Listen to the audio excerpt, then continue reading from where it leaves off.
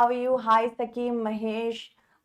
Be quick about it. Let's together start our new section of current affairs. We have a lot to discuss. And make sure that if you're comfortable in Hindi, a bit in Hindi, there is one more session we have started on the KGS UPPSC. So if anybody wants to know about current affairs in Hindi also, they can join the KGS UPPSC channel as well, because in there we are also going to discuss many important topics which may or may not be left out in this one. Okay. Hi Sakim, I'm good. I hope you are good too. Let's begin with our classes for today. First of all, let's talk about Mount Semeru, which is in Indonesia and it is in the news. We are going to discuss that. First, let's look at the question. Then only we will move on with the answer. Digital violence. I have introduced many topics for today. Where is it? Mount Semeru.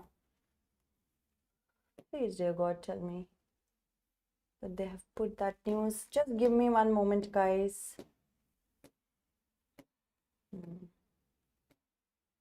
Yes, there is this question. With reference to global volcanic activity, consider the following statements. Mount Semeru and Mount Merapi are a part of the same tectonic subduction system involving the Indo-Australian plate moving beneath the Eurasian plate. First, all stratovolcanoes are exclusively formed from basaltic lava flows. The Pacific Ring of Fire accounts for more than 50% of the world's active land volcanoes. You have to tell me which is the correct answer. Hi Raj, good evening. Hi Mamuna, how are you? Come on, answer it correctly. Which is the correct answer? Come on, come on, come on. Try to answer it, guys. We are talking about Mount Semeru. Come on.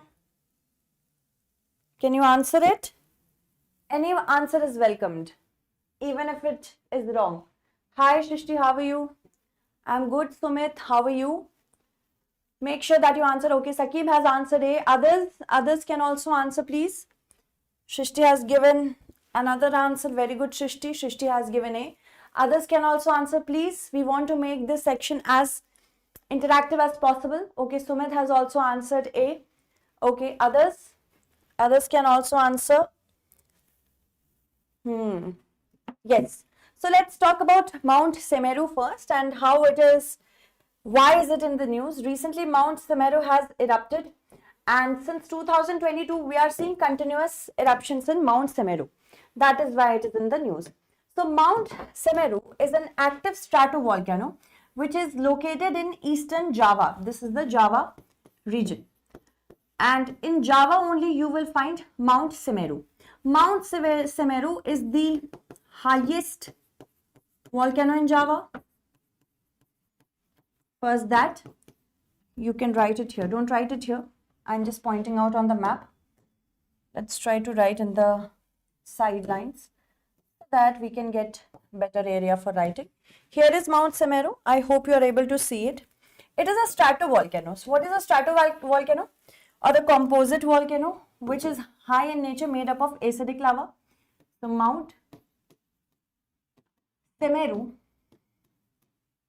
its height is more than 3000 meters, 3000 plus meters.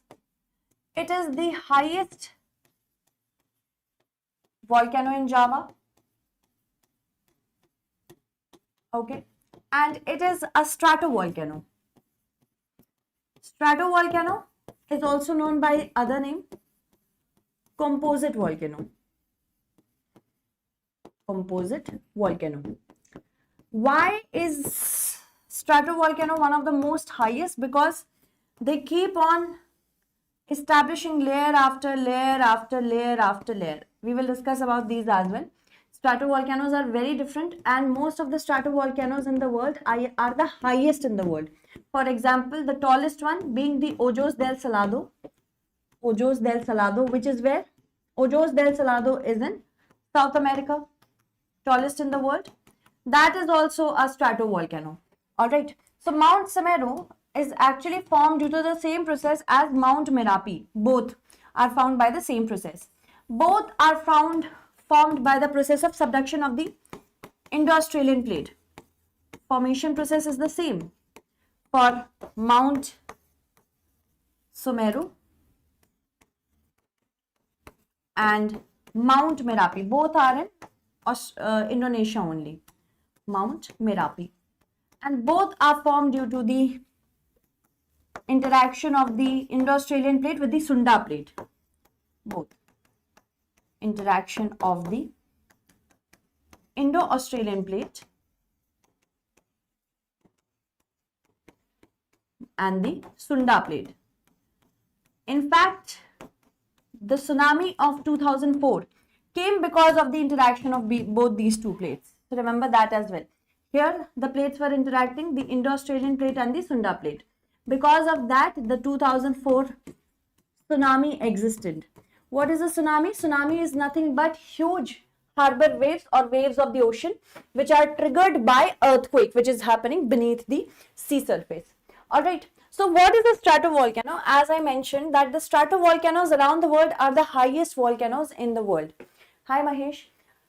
Now, if we talk about stratovolcano, why are they so high? Because of the presence of acidic lava. Acidic lava is, can anybody tell me, what about acidic lava and the content of silica? Hi, who is this bacha? Hi Shakriya, okay. Can anybody tell me what is the difference between, no, don't tell me the difference, but tell me the silica content in acidic lava. What is the position of silica content in acidic lava? Can anybody tell me the content of silica in acidic lava? Can anybody tell me? Anybody can tell me about the content of silica in acidic lava? We are talking about the stratovolcanoes and the lava is acidic in nature. What does that mean? Stratovolcano. Stratovolcano. Also known as composite volcanoes. And what are composite volcanoes? They have composite pipes. Many vents they can have. So these are also known as composite volcano. For example, this is a volcano. It has one vent, generally one vent, which connects it to the magma chamber. But in composite volcano, it is seldom seen that more than one vents are available. So there is a series of pipes. And these series of pipes, nobody has told me about the silica content. Guys, I'm waiting for your answer. What about the content of silica in acidic volcanoes? Can anybody tell me, is it more, is it less, or something like that? Please tell me, I'm waiting. So there are various pipes. And this is why they are able to produce a lot of lava flow whenever they produce it. Now, we know that acidic lavas, anybody, okay, don't know, okay. If you don't know, then it's okay. Anybody, Shrishti, Sakim, anybody, you can answer. Come on, come on, come on.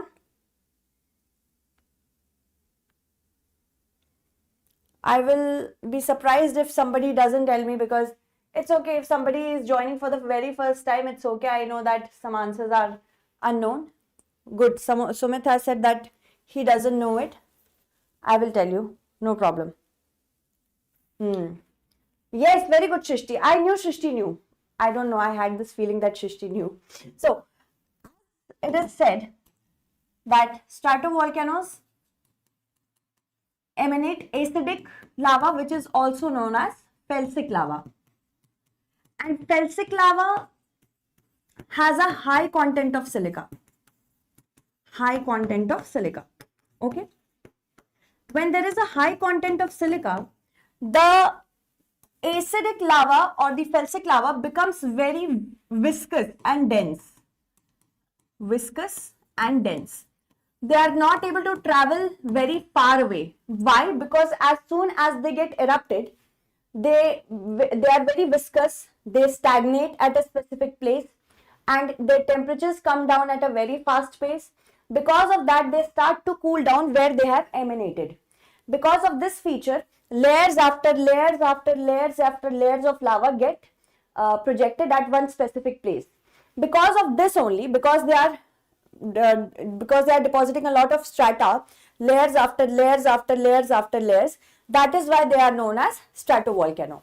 Now, here you can write about stratovolcano. The lava is felsic or acidic in nature, which is why the lava is dense and viscous. Viscous means thick. Viscosity is very high because of high silica content. High silica content. And that is why they are not able to travel far along. They get deposited at a specific place and hence stratovolcano. Because of this deposition of stratovolcano, one after the other, layers after layers after layers after layers are getting deposited. Hence, these become the highest volcanoes in the world. Alright. So, this is a takeaway. Stratovolcanoes, because of depositing lava,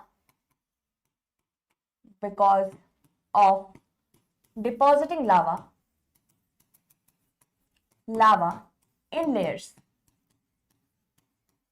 they become the highest in the world. Highest in the world. I gave you an example.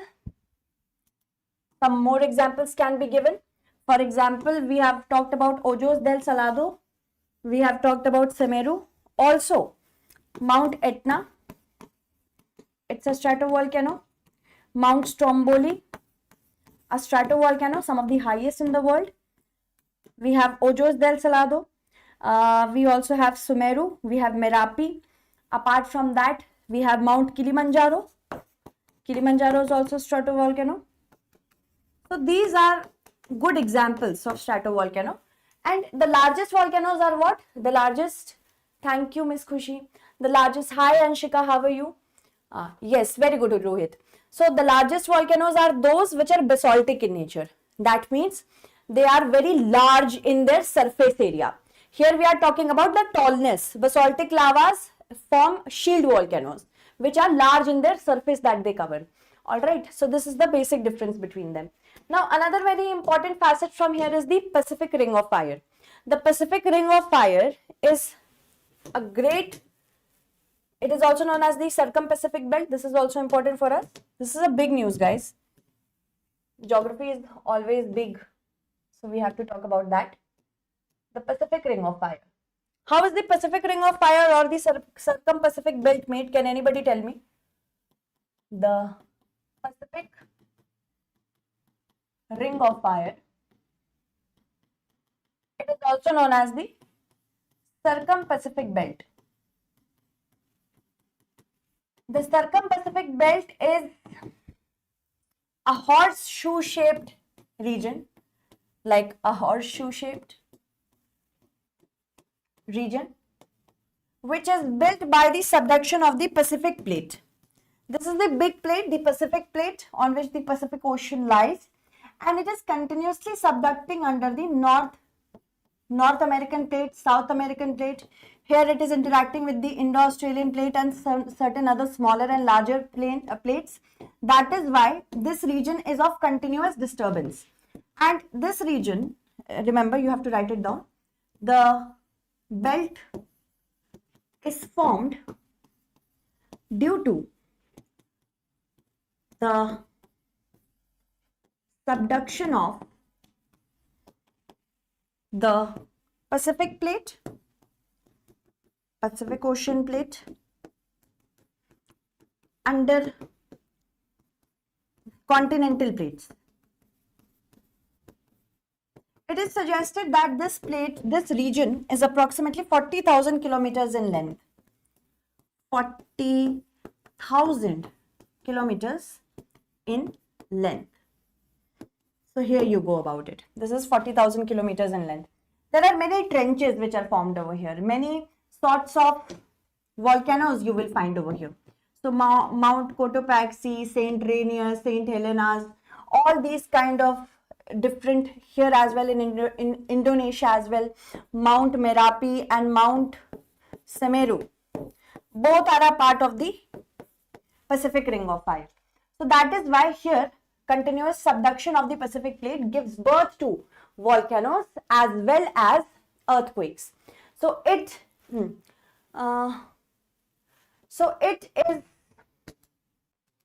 one thing that we have to keep in mind. This entire region, which is continuously interacting with each other, there are 75% of volcanoes in the world that lie in this region. Apart from that, 95% of earthquakes occur in the world in this region only. Of all the earthquakes that occur in the world, 95% of them occur in this region. Why? Because of the continuous subsiding of the Pacific Oceanic plate under the continental plates. Our Barren Island volcano is also a stratovolcano. Yes, if we talk about barren volcano, barren is actually a volcanic arc. How? Because of two plates, the Indian plate and the Burma plate. It has been formed due to the subduction of the Indian plate under the Burma plate. So we can say that barren is actually a volcanic island arc, and mostly the kind of lava that they form is basaltic lava. Basaltic lava. Basaltic lava is a feature of shield volcano. So this can be termed as underwater volcanic arc shield volcano. Okay, Shrishti? And it has very less silica content. That is why it is not very high. So it is another volcano. It is not a stratovolcano. Keep that in mind. Okay, let's move on. And yes, subduction of many plates. Let's move on and talk about other important questions. Which was that question that we talked about, the barren one? Let's look at it. I had to go in depth, otherwise you couldn't understand this. Mount Semeru and Mount Merapi are part of the same tectonic subduction system involving the Indo-Australian plate moving beneath the Eurasian plate. If we talk about Indo-Australian plate moving beneath the Eurasian plate, it majorly talks about the Sunda plate. And Sunda plate is related to Burma Minor plate. Burma Minor plate is a part of the Eurasian plate. Okay, so I have made you understand it. All stratovolcanoes are exclusively formed from basaltic lava flows. No, stratovolcanoes are formed due to the acidic or felsic lava flows. Felsic lava flows. That means second becomes incorrect. The Pacific Ring of Fire accounts for more than 50% of the world's active land volcanoes. Yes, this is correct. So what happens is that Mount Semeru and Mount Merapi are part of the same tectonic subduction system involving the Indo-Australian plate moving beneath the Eurasian plate. However, this first is not correct. Why? Because it is written directly Eurasian plate. If it was written Sunda plate, this particular question would have been completely true. However, it is written Eurasian plate, which is indirectly related to Burma Minor plate and then Sunda plate. That is why this is not correct. So first statement has to be left out to be not correct in nature. Eurasian plate, it is specifically written. That is why this is partly true. However, because Eurasian plate is a larger term over here, that is why first has to be ruled out. Second, it is saying that all stratovolcanoes are formed from the basaltic lava flows. That is also incorrect. Third is correct. Why? Because Pacific Ring of Fire accounts for more than 50% of the world's active land volcanoes. Yes, approximately 75%. So that is why more than 50% is written. Option 3 is going to be the correct answer. D is option as an option is going to be correct. Whoever has answered D, very good. Others, no problem. Let's move on to our next question.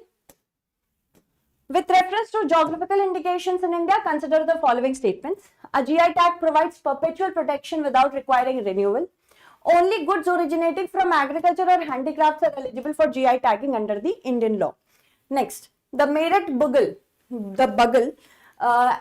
qualifies as a GI primarily due to its geographical reputation and traditional manufacturing practices rather than raw material exclusively. So you have to answer it correctly. Can anybody answer this?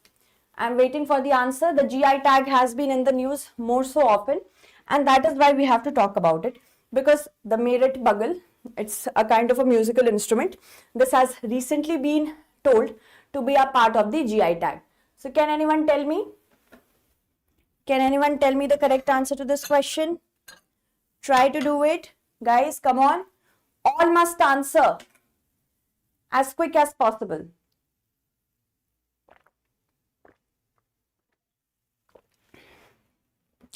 The student by the name of Suryanshi Sir NEET batch.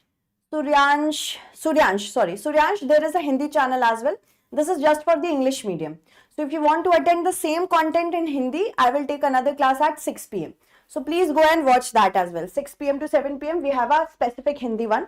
This is just English batch, purely English in nature. Alright, moving on. So GI tag. First of all, let's see why is it in the news. Because recently Meerut bugle has got a GI tag. This is a musical instrument. So who all have answered? Ramesh has answered, Sumit has answered, Chirag has answered, Sakim has answered, Lekpal Sahu has also answered, Memuna has answered, Raj has answered, and Sakim has answered. Okay, great guys. So this Meerut bugle is a handcrafted brass wind instrument which is linked to India's military heritage. This is India's military heritage. Since the 19th century, it has received a geographical indication tag, ensuring legal protection and enhanced commercial value. So what is a GI tag? First, let's talk about it. A GI tag. A GI tag, by the name of it, you will understand geographical indication. That means any product is unique because of the geography of it. So geographical indication tag. What is it? It is actually an intellectual property right. It is an intellectual property right with respect to products, tangible products. Okay, tangible products. With respect to primarily, you write primarily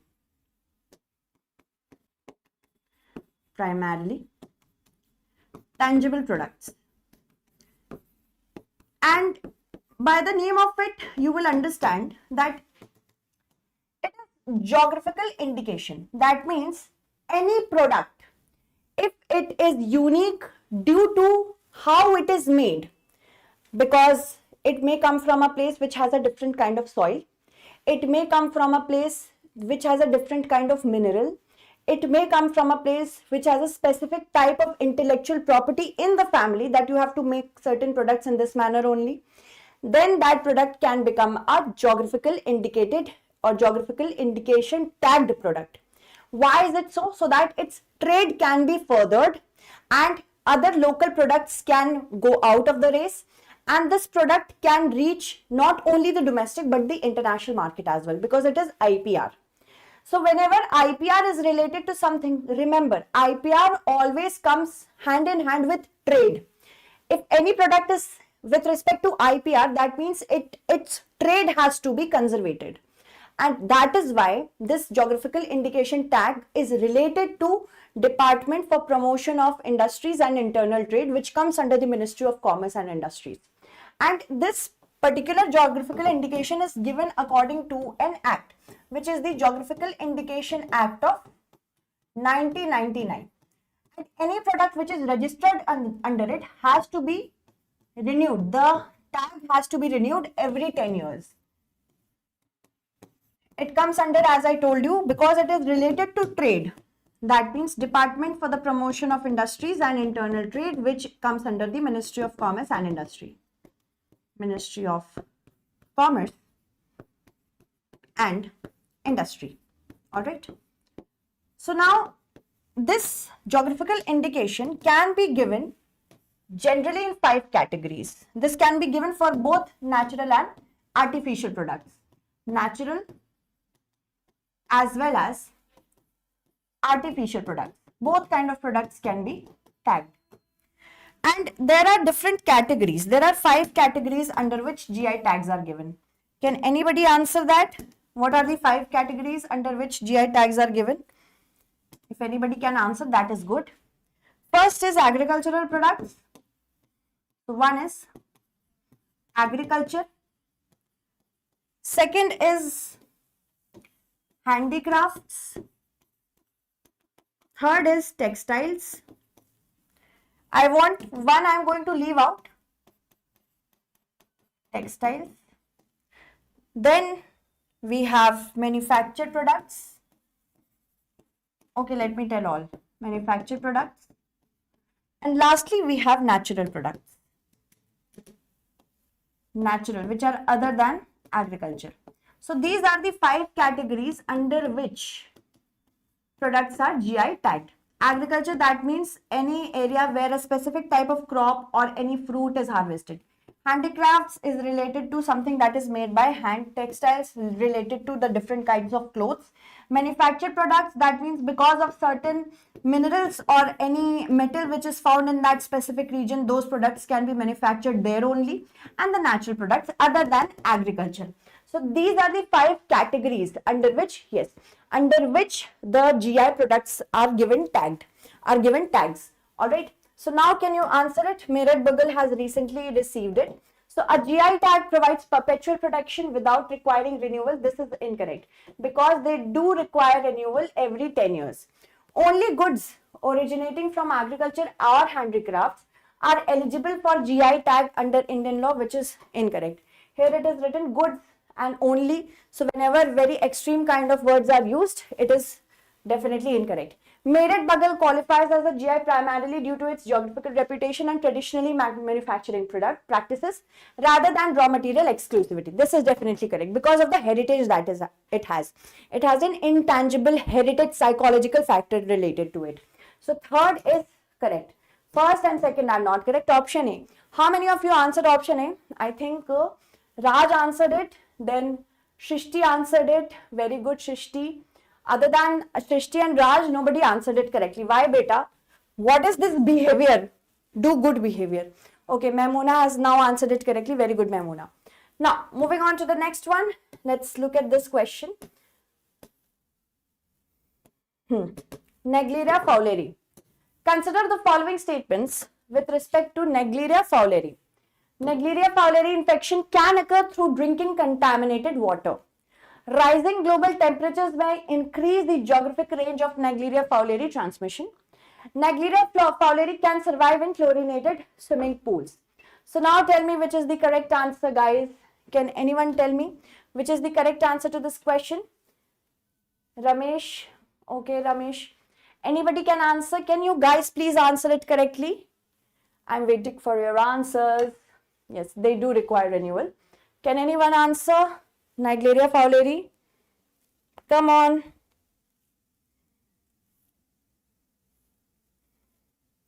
Come on. Come on. Answer it, guys. Okay. You did answer it. Very good, Sumit. Memuna. Guys, answer it. It's okay if you answered. I did not see. Come on.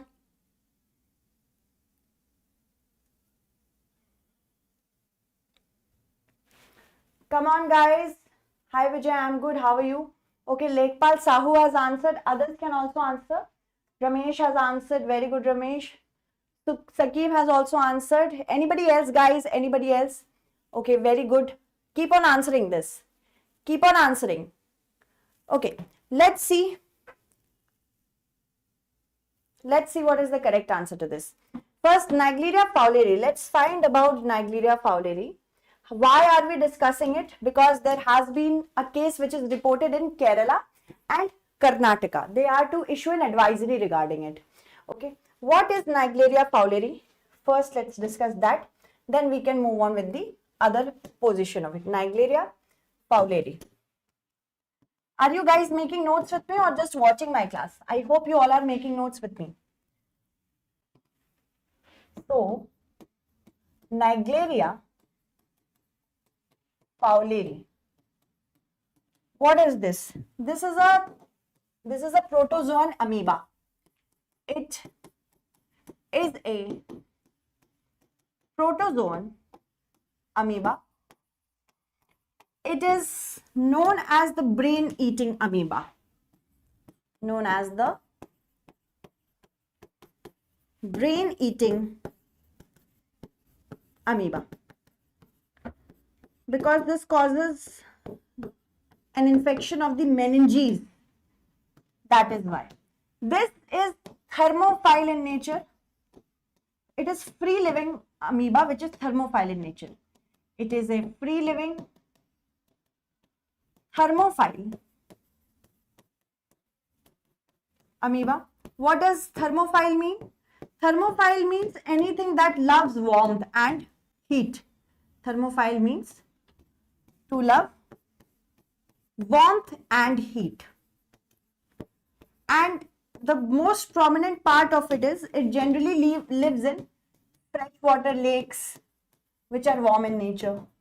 Freshwater lakes, ponds, untreated pools, tanks, in pools, in tanks. Very rarely it lives in floating water like rivers and all that may not have it.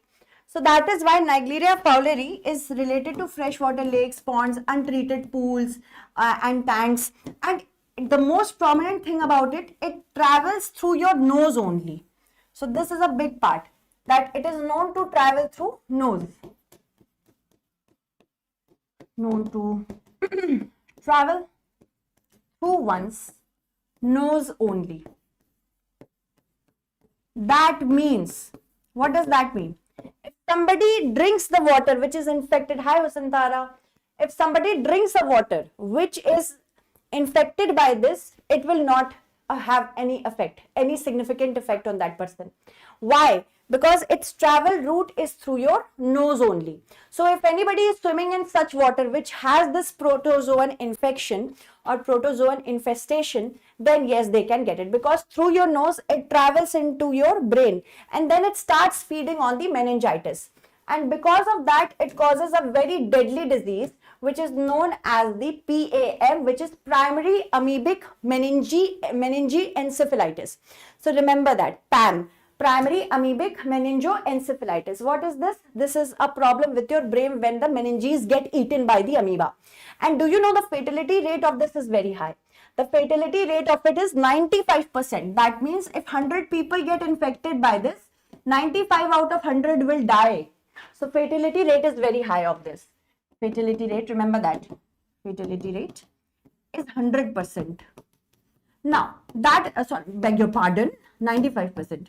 Now, given that, just remember that this is thermophilic in nature. That means more the temperature of the freshwater lakes or any water body which is still in nature, if it increases, this amoeba will also increase their reproduction, and the infestation will also increase over time. So that is why there is a problem that if this amoeba increases, because we know that the global warming is taking place, already 1.1 to 1.55 degrees Celsius has risen on an average. That is why this will, yes, heat lover. That is why it will keep on growing as the temperature also grows.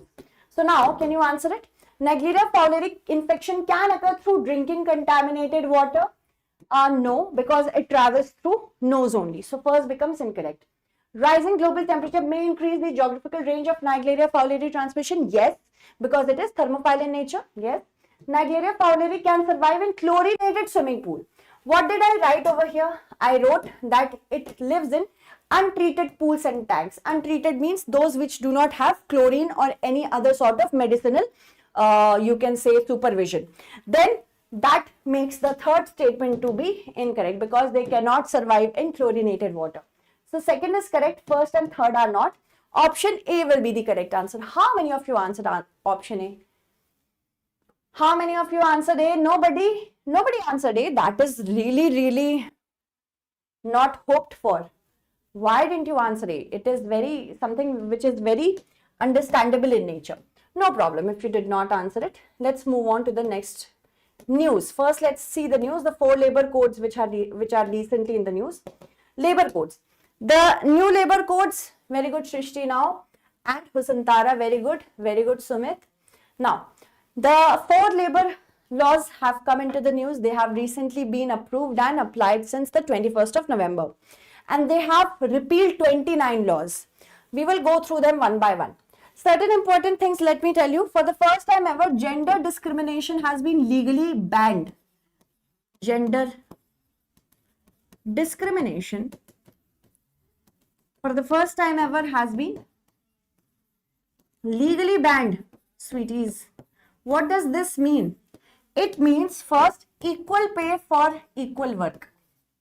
If any two people belonging to different genders, if they are doing the same amount of work, they will get equal pay.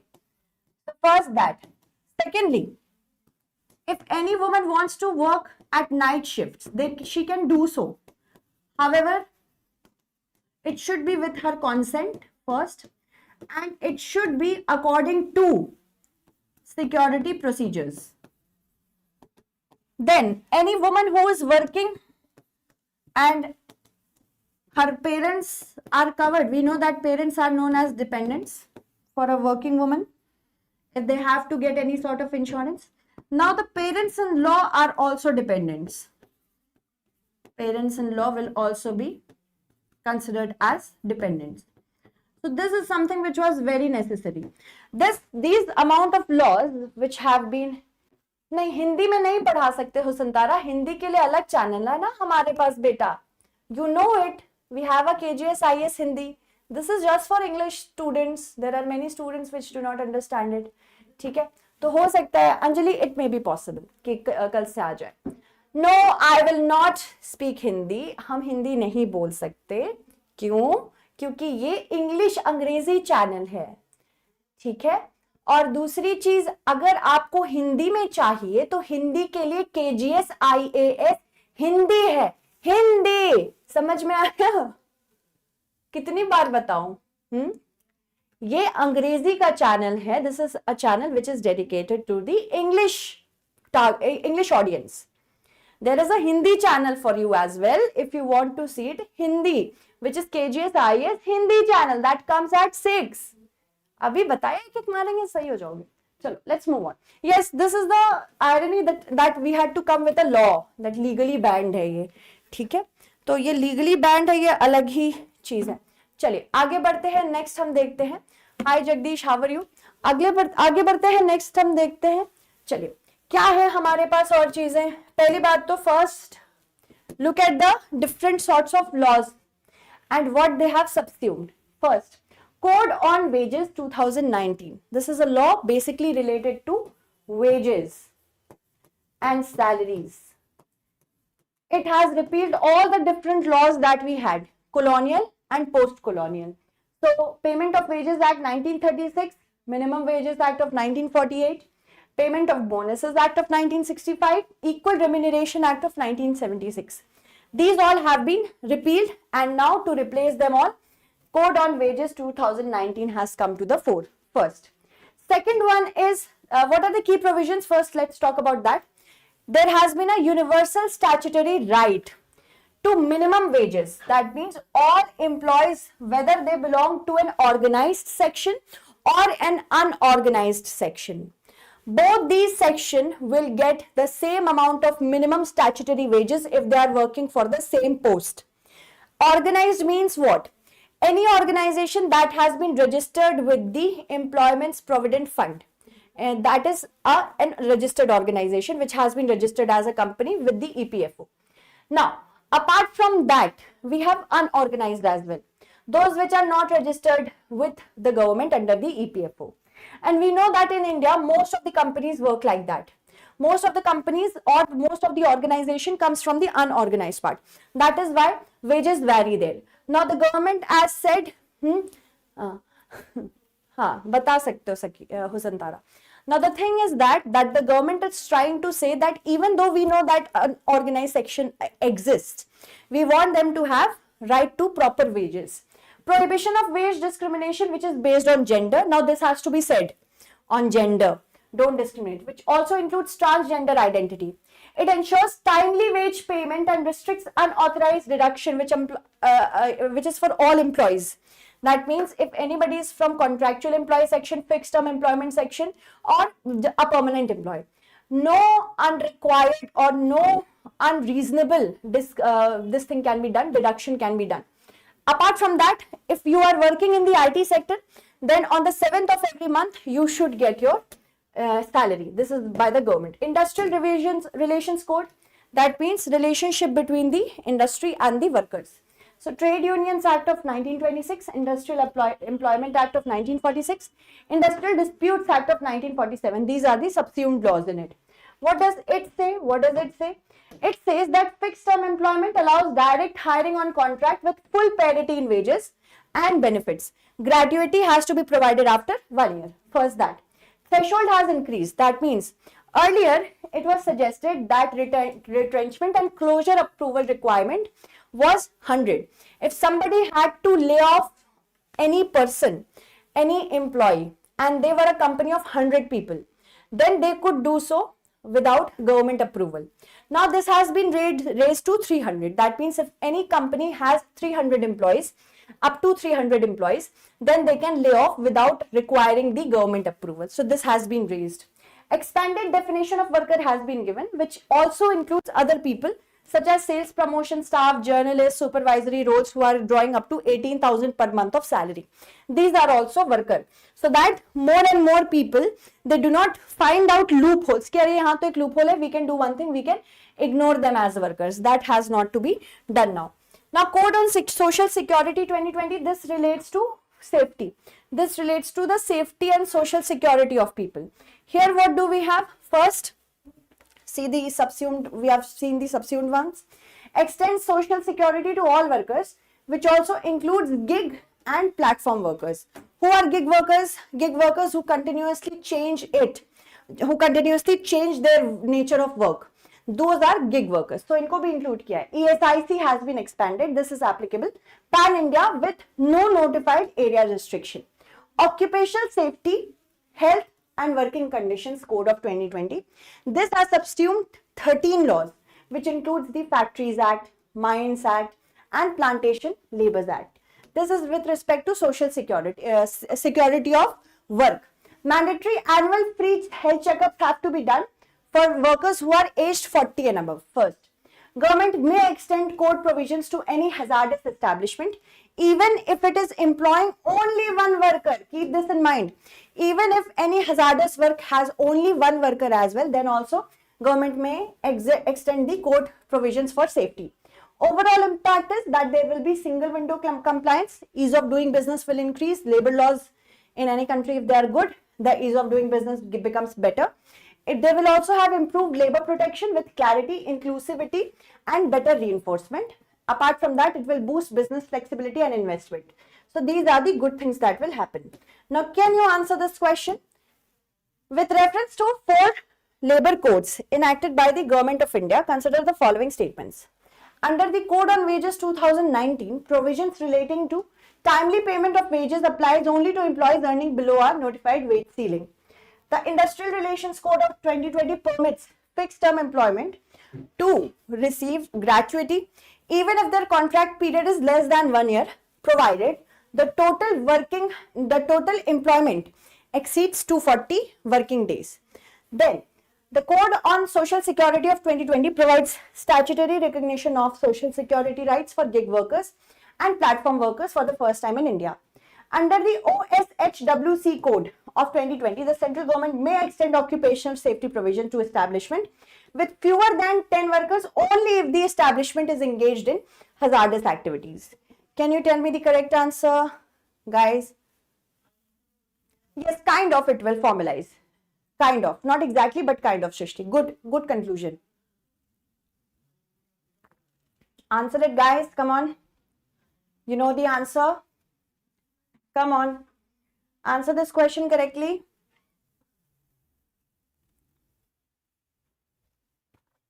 Answer it, guys. Okay, Maimuna has answered and Husantara has answered. B, you are saying. Lekpal Sahu is saying A. Okay. Anybody else? Sumit has said A.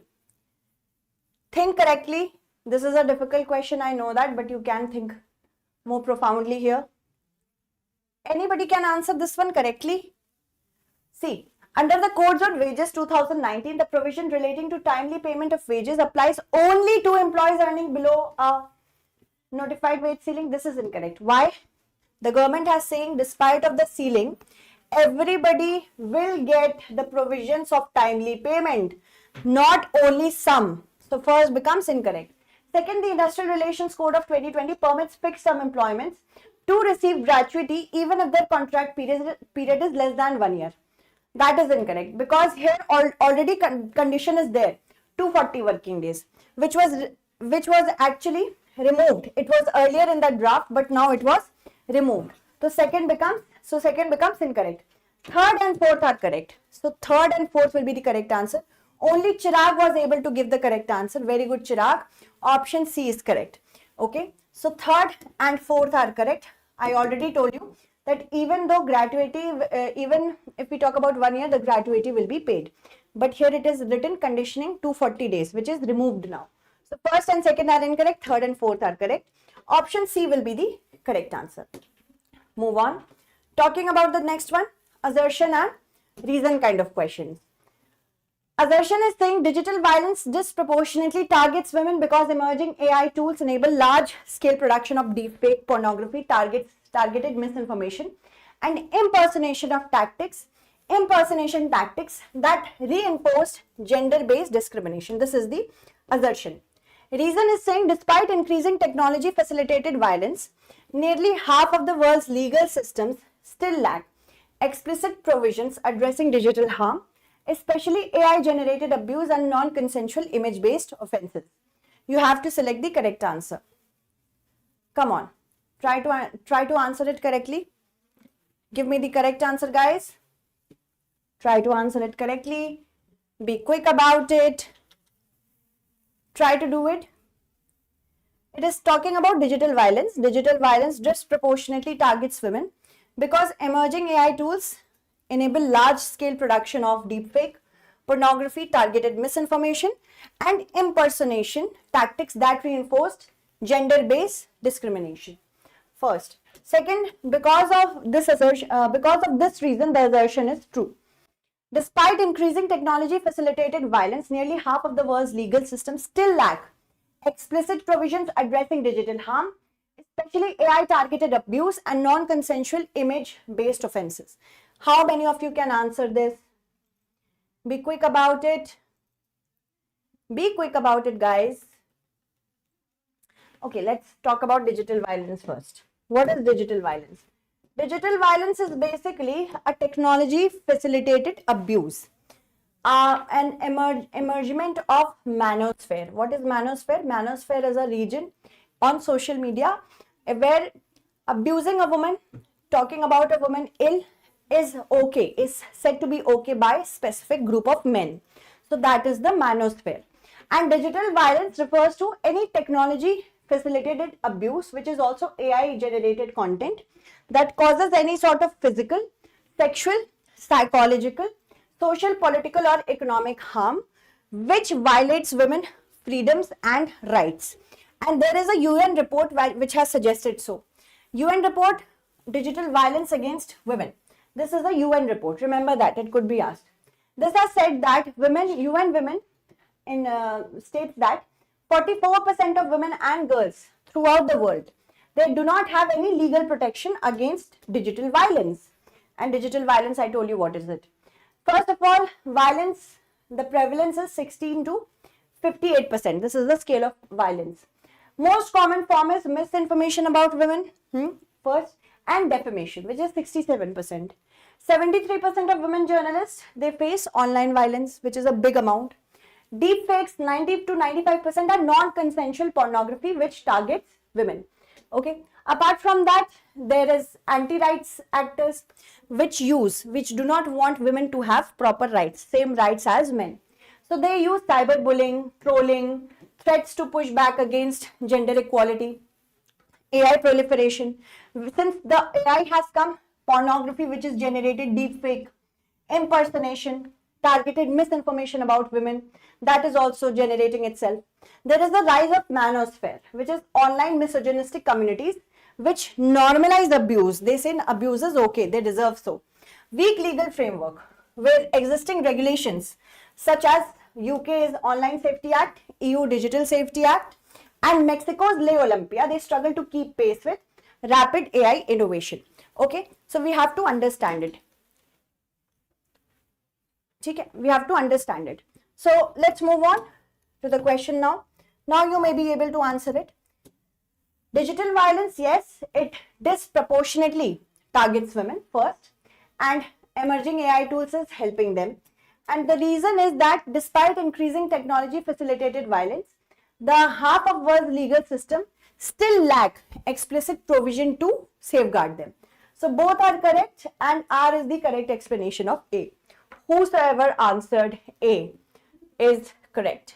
I guess Lekpal Sahu has answered it. Sakir is going to be the correct answer. Next question. Now we have questions only. We will try to solve them one by one. First, Special Fraud Investigation Office. Which of the following features distinguish the Special Fraud Investigation Office from other investigative agencies like the CBI and ED? It exercises quasi-judicial power similar to NCLT under the Companies Act. First, it follows a multidisciplinary integrated investigative model combining law, finance and forensic auditing. Its jurisdiction is limited only to cases referred by the judiciary. And it possesses arrest power which is identical to ED under the PMLA Act. First of all, Special Fraud Investigation Office. This is registered as a Special Investigation Office under the Companies Act. Investigation Office under the Companies Act of 2013. That means it is a statutory body. This is a statutory body. And generally whatever cases are given to it do not get investigated by other agencies. This is generally. Now, it does not have any quasi-judicial powers. That's incorrect. So, first becomes incorrect. Does not have any quasi-judicial power. So, that is incorrect. It follows a multidisciplinary investigative model. That is correct. Which combines law, finance and forensic auditing.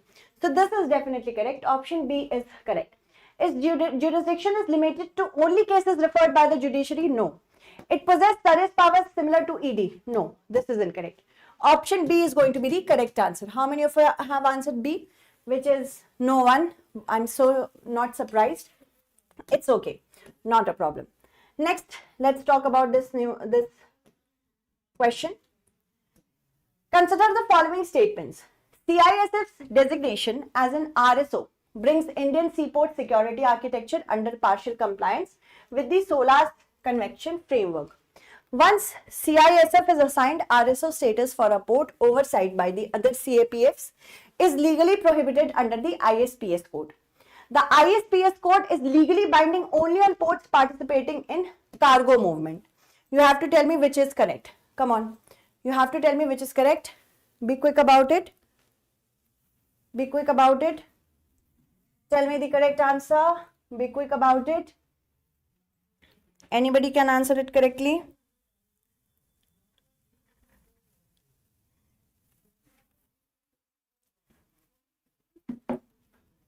Jaldi, jaldi.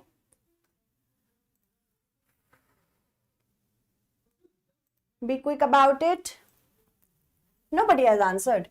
CISF's designate as an RSO brings Indian seaport security architecture under partial compliance with SOLAS Convention. What is SOLAS Convention? It is with respect to safety of the laws of the sea, basically, SOLAS. This came into existence after the Titanic incident in 1930. 13. However, the current convention is the 1973 convention. So CISF's designation as an RSO brings Indian seaport security under partial compliance with SOLAS. This is correct. Once CISF is assigned an RSO status for a port, oversight by other CAPF is legally banned. No, this is not correct. First is correct, second is incorrect. ISPS code is legally binding only on ports participating in international cargo movement. This is partially incorrect. So first is correct, but second and third are not correct. So that is why option B will be the correct answer. Alright, how many of you have answered B? Shrishti has answered, Sumit has answered, others have not answered it correctly, no problem. Try to answer it correctly the next time. Now, moving on to this question, please look at this question. With reference with which of the following best explains the strategic rationale behind the Sagar Kavach exercise? It is primarily aimed at testing protocols for submarine-borne infiltration along India's eastern coast. Beg your pardon. It strengthens India's compliance obligation under the International Ship and Port Facility Security Code. It focuses on interagency coordination for preventing seaborne terrorism and protection of port infrastructure. It acts as a precursor to naval war fighting simulation conducted under exercise Tropics. Okay, so answer anyone correctly in the comment section. Let me take the names of those students who have answered my last question. Let me just look at those who answered my last question, guys. Just wait. Trying to find out. So last time I asked a question, B would be the correct answer. In the comment section, you have to answer it correctly. Okay. So Khan M6Q answered, Isha answered correctly. Then PR Singh answered it correctly, Shelly answered it correctly, Raj answered it correctly. Okay. So now, good evening, Sachin. Now I am going to KGS IAS Hindi. If anybody wants to see the class in Hindi, there I will be available with the same amount of enthusiasm, same amount of questions, everything will be the same.